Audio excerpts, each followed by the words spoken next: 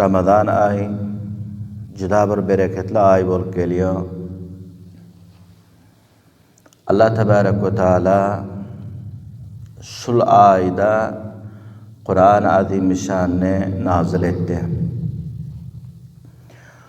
Allah Rabbul İzzet özü Kur'an-ı Azimüşşan'da itiyor. Şehru Ramazanellezî unzile fîhil Kur'an. Ramazan ay şu şekilde bir ay ki bu ayda Kur'an nazil edildi dedi.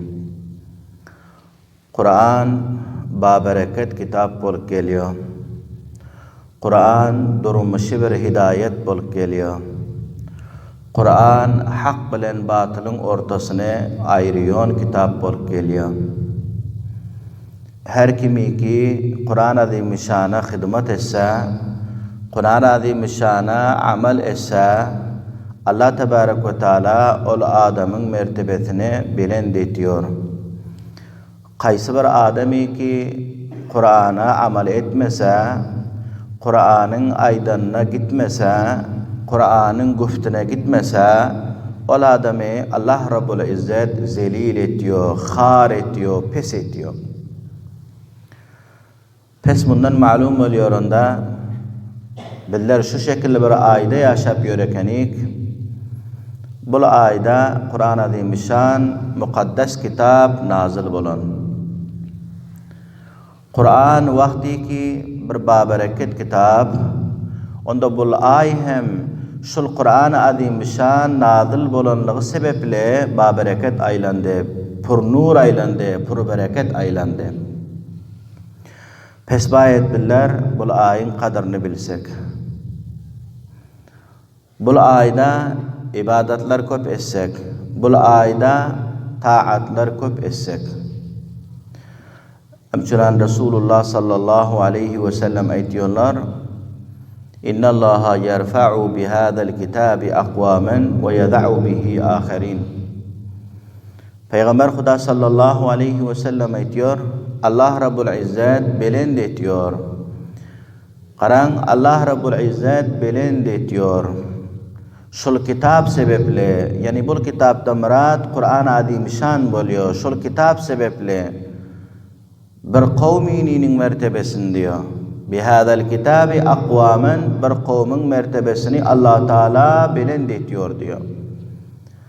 Ne rakam kavmin mertebesini Allah Teala belend etmeli bu kitap bilen ol kavmi ki Kitabullah'a amel etse, ol kavmleri ki Kur'an'a amel etse, Kur'an'ın aydanını ihtiyar etse, Kur'an'ın her bir güftüne amel etse, ana Allah Rabbul İzzet şol kavmin mertebesini şol kitap bilen belend ediyor eken. Lekin Nebi Kerim sallallahu aleyhi ve sellem ayetsen ve yeda'u bihi akharin. Ve bazı kavimlerin mertebesini Allah Rabbul İzzet şol kitap bilen pes ediyor dedi, khar ediyor, zelil ediyor. Ol kaysı kavim bolmalı? Ol kavimleri ki, ol insanları ki Kur'an'ın güftüne amel etmese, Kur'an'a amel etmese, ana bu şekilde kavimlerin mertebesini Allah Teala belend edecekken, belki Allah Rabbul İzzet khar edecekken, zelil edecekken, pes edecekken. Peşol cihetten hürmetli Müslümanlar, Allah Teala bizlere bir muhimterin kitabı ki nazil etti. Nebi Kerim sallallahu aleyhi ve sellem'e Kur'an-ı Azimüşşan boluyor, buna bizler amel edelim. Bunun her bir hükmüne, her bir kanununa amel edelim. Tayin ki Allah Rabbul İzzet bizlerin mertebemizi dünyada da belend eder yanak, ahirette hem belend eder yanak.